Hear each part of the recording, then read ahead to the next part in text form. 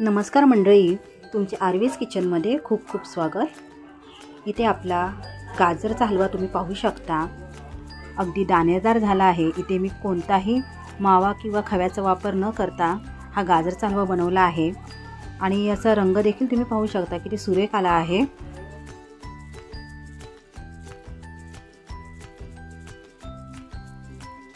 मला देखील असा गाजरचा हलवा बनवायचा असेल तर व्हिडिओ पूर्ण पहा, कुठेही स्किप करू नका आणि आत्ताच तुम्ही आपल्या व्हिडिओला लाईक करा, तसेच सबस्क्राईब केलं नसेल तर सबस्क्राईब देखील करा।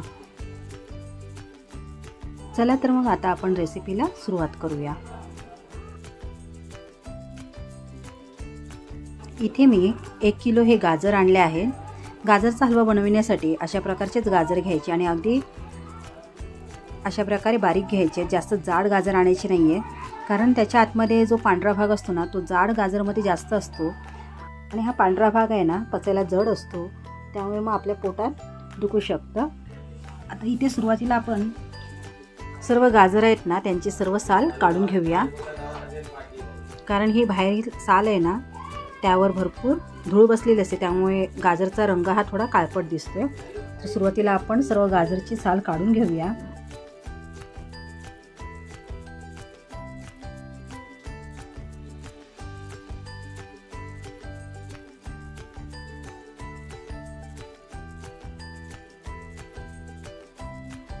इथे सर्व गाजरची साल काढून झाली आहे। आता आपल्याला गाजरचा वरचा भाग आणि शेंडा कापायचा आहे।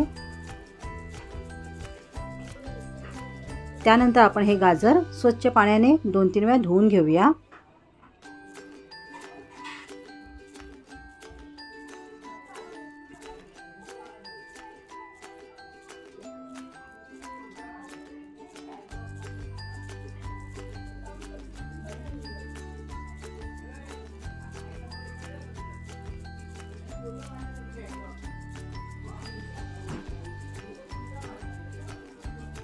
इथे सर्व गाजर आपले धुवून झाले आहेत। आता हे गाजर आपल्याला अशा प्रकारे बारीक किसणी घ्यायची आहे, याच्यावर किसून घ्यायचे आहेत। जाड किसणीवर घेतले तर मग गाजर जाड किसला जातो आणि बारीक किसल्यामुळे गाजर हा छान मऊसूत शिजला जातो आणि यापासून बनवलेला गाजरचा हलवा देखील दिसायला खूप छान दिसतो। अशा प्रकारे आपल्याला गाजर किसून घ्यायचा आहे आणि गाजर किसताना जर तो गाजर थोडा जाड असेल तर डायरेक्ट किसायला न घेता आपल्याला बाजूने म्हणजे असं गोलाकार रित्या आपल्याला किसून घ्यायचं आहे। अशा प्रकारे किसायचं आहे, म्हणजे आतमध्ये जर पांढरा भाग असेल तो आपल्याला घ्यायचा नाहीये। त्यामुळे सर्व बाजूने गाजर अशा प्रकारे किसून घ्यायचं आहे, म्हणजे आतमध्ये पांढरा भाग आहे तो किसला जाणार नाही।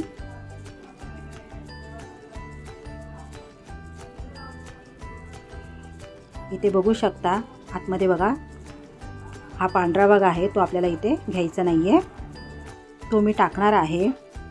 आणि पांढरा भाग न घेतल्यामुळे आपला इथे गाजर देखील पाहू शकता किती लालबुंद दिसतोय आणि यापासून जेव्हा आपण गाजरचा हलवा बनवतो ना तेव्हा तर याला रंग खूप सुरेख येतो।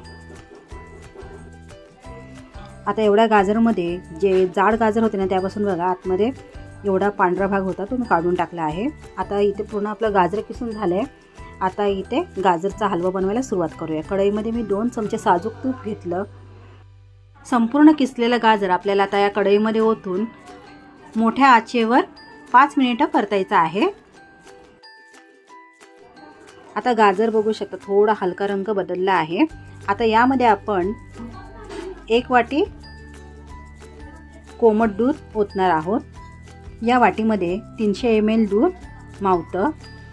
सुरुवातीला मी 1 वाटी ओतलं, त्यानंतर अजून थोडं म्हणजे 350 ml च्या आसपास मी यामध्ये दूध ओतून सर्व गाजरचा किस या दुधामध्ये व्यवस्थित मिक्स करून घेतला। आता आपल्याला झाकण ठेवून मंद ते मध्यम आचेवर 15 ते 20 मिनिटे हे गाजर व्यवस्थित शिजवून घ्यायचं आहे। 15 ते 20 मिनिटांनंतर पाहू शकता आपला गाजरचा किस आहे तो छान मऊ झाला आहे। आपल्याला या दुधामध्येच हा गाजरचा किस छान शिजवून घ्यायचा आहे। त्यानंतर 1 वाटी मी इथे मिल्क पावडर घेतली आहे। मिल्क पावडरमुळे आपला गाजरचा हलवा छान दाणेदार होतो. अगदी खव्यासारखी चव येते आपल्या ह्या गाजरच्या हलव्याला. त्यामुळे मी इथे पाव किलोच्या आसपास मिल्क पावडर घेऊन ती यामध्ये ओतली आहे आणि ती छान पावडर या गाजरच्या हलव्यात मिक्स करून घेतली. त्यानंतर झाकण ठेवून पुन्हा आपल्याला 5 ते 7 मिनिटे व्यवस्थित शिजवून घ्यायचं आहे. आता आपल्याला हे मिश्रण घट्ट होईपर्यंत छान शिजवायचं आहे. बाजूला लागलेलं सुद्धा गाजरचा किस आहे तो सुद्धा आपल्याला यामध्ये काढून मिक्स करायचा आहे. त्यानंतर मी इथे अर्धी वाटी साखर ओतली आहे. तुम्ही तुमच्या आवडीप्रमाणे साखरेचे प्रमाण कमी जास्त करू शकता. साखर टाकल्यानंतर तुम्ही पाहू शकता रंग सुरेख आला आहे. आता आपण इथे ड्रायफ्रूट्स टाकूया.